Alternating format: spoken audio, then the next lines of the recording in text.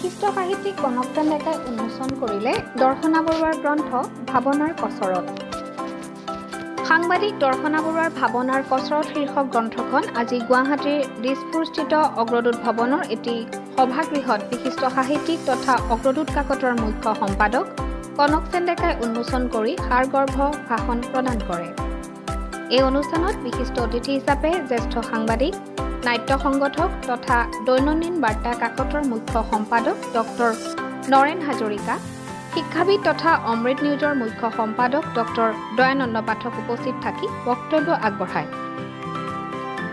লেখিকা তথা সাংবাদিক দৰ্শনা বৰুৱাৰ নিবন্ধ সংকলন ভাৱনাৰ কচৰত গ্ৰন্থখনত সন্নিৱিষ্ট হৈছে 21টিকৈ নিবন্ধ। ইয়াৰে কিছুসংখ্যক লেখা পূৰ্বে দৈনিক অসম, নিয়মীয়া বাৰ্তা, দৈনন্দিন বাৰ্তা, দৈনিক গণ অধিকাৰ আদি বাতৰি কাকত আৰু সাতসৰী আইনা জীৱনৰ আলোচনীত প্ৰকাশ পাইছে। সংকলনখনত নতুনকৈ লিখা কেইবাটাও চিন্তাগধুৰ লেখাও সন্নিৱিষ্ট কৰা হৈছে।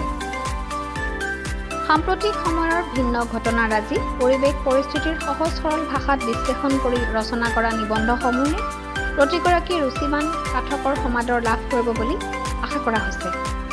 2006 চনৰে পৰা অসমৰ আগশাৰীৰ বাতৰি কাকত আলোচনীৰ নিয়মীয়া লেখিকা তথা সাংবাদিক দৰ্শনা বৰুৱাৰ ভাৱনাৰ কচৰতত ইতিবাচক চিন্তাৰ প্ৰতিফলন ঘটিছে।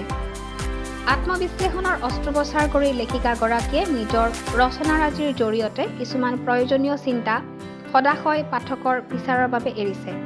সাংবাদিকগৰাকীৰ গ্ৰন্থখন প্ৰকাশ কৰিছে প্ৰথম খবৰ পাব্লিকেশ্যনৰ হৈ কমল কুমাৰে। সাংবাদিক ডিম্পী ভৰালীয়ে আঁতধৰা আজিৰ গ্ৰন্থ উন্মোচনী অনুষ্ঠানটিত অৱসৰপ্ৰাপ্ত উচ্চপদস্থ বেংক বিষয়া প্ৰফুল্ল চন্দ্ৰ কলিতা, জ্যেষ্ঠ সাংবাদিক শিৱানু বৰা, প্ৰতিদিন টাইম চেনেলৰ ইনপুট এডিটৰ মৃণাল কুমাৰ বৰা, অমৃত প্ৰবাহ কাকতৰ সম্পাদক তথা অমৃত নিউজৰ পৰিচালন সম্পাদক হীৰেন চন্দ্ৰ কলিতা, জ্যেষ্ঠ সাংবাদিক কুঞ্জমোহন ৰায়, বাবু ৰাভা হাকাচাম, সমাজকৰ্মী ডম্বৰু নেওগ, সাংবাদিক বৰ্ণালী সিং ডেকা, সাংবাদিক কবি দিগন্ত কুমাৰ নাথ, সাংবাদিক জ্যোতি ডেকা উপস্থিত থাকে। অভিনন্দন জনাইছোঁ। নতুন বছৰটো আমাৰ সকলোৰে মংগল হওক তাকে কামনা কৰিছোঁ। এতিয়া দৰ্শনা বৰুৱাৰ ভাৱনাৰ কচৰত নামটো কিন্তু অতি তাৎপৰ্যপূৰ্ণ। মানে বৰ্তমান সমাজত যিবিলাক ঘটনা ঘটি আছে, ভাবিব নোৱাৰা ঘটনা,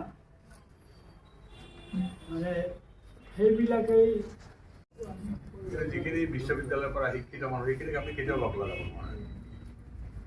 গতিকে যিখিনিক আমি শিক্ষিত বুলি ভাবোঁ, যাৰ দ্বাৰা সমাজখন ভাল হ'ব বুলি ভাবোঁ, আমি আশা কৰিছোঁ সেই মানুহখিনিক কিন্তু আপুনি কেতিয়াও লগ লগাব নোৱাৰে। গতিকে সেইটোৱে আমাৰ বাস্তৱ এটা উপলব্ধি। আৰু সেই বাস্তৱ উপলব্ধি ধৰক আমি বিভিন্ন ঠাইত বিভিন্ন অভিজ্ঞতাৰ ভিত্তিত কথাখিনি সজোৰে ক'ব পাৰিছোঁ। কাৰণ কি ডক্টৰ হীৰেণ গোহাঁই ছাৰৰ লগতো আমি কাম কৰিছোঁ, অমৰ দত্ত ছাৰৰ লগতো কাম কৰিছোঁ, ভৱেন বৰুৱাৰ লগতো কাম কৰিছোঁ, আমাৰ তাৰপিছত আপোনালোকে এনেকৈ দেৱেন দত্ত ছাৰৰ লগতো আমি আছোঁ। ঠিক তেনেকৈ বিভিন্ন ব্যক্তিৰ লগত আমি দেখিলোঁ যে তেওঁলোকৰ মাজতে আচলতে বিভেদখিনি বহুত বহুত বেছি।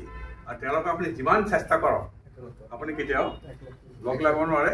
আৰু সেই গোটেই বুদ্ধিজীৱীখিনি আচলতে আইলেণ্ড একোটা মহাসাগৰৰ ভিতৰত একোটা আইলেণ্ড।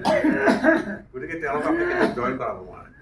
গতিকে এইটো যদি অৱস্থা হয় তেতিয়াহ'লে সমাজখন বিৱৰ্তন কোনে কৰিব? গতিকে এইটো এটা প্ৰশ্নবোধক চিন হয় আমাৰ কাৰণে। সমাজখন যদি ভাল কৰিবলগীয়া হয়, আৰু দৰ্শনা বৰুৱাই ইয়াতে যিকেইটা প্ৰবন্ধ লিখিছে গতিকে এটা সমাজৰে চিত্ৰ এখন দাঙি ধৰিছে, কিন্তু সমাজৰ নগ্ন চিত্ৰ কিছুমান ইয়াত দাঙি ধৰিছে। আৰু ৰাইজৰ কথাখিনি আৰু স্পষ্টকৈ কথাখিনি কৈছে। গতিকে সমাজৰ এতিয়া এনেকুৱা এটা হৈছে যে মূল্যবোধৰ এটা নতুন ব্যাখ্যা আৰম্ভ হৈ গৈছে। চিটি ৰিপৰ্ট, অমৃত নিউজ, গুৱাহাটী।